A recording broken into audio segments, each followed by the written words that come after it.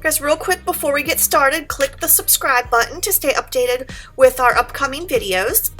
And today we're going to talk about what the difference is between folders and collections. Someone asked me that question a few weeks ago, so I thought it'd be good to do a little review on the difference of those.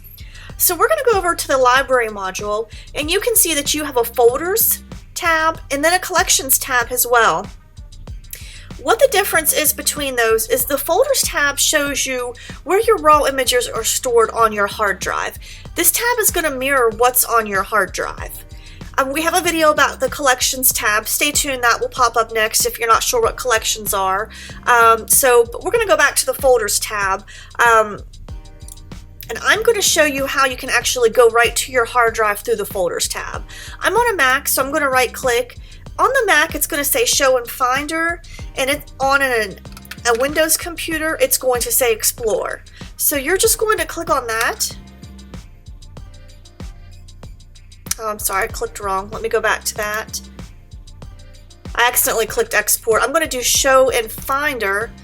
That's going to take me directly to the hard drive that it's stored on. Okay, and then another way you can see what hard drive it's stored on. So if we just head back to our library module under the folders tab, you can see the name of the hard drive that you have it stored on. And then there's a green tab beside the name of the hard drive. That means that raw image is still available for you. So that's just a little bit of a difference on the folders tab and the collections.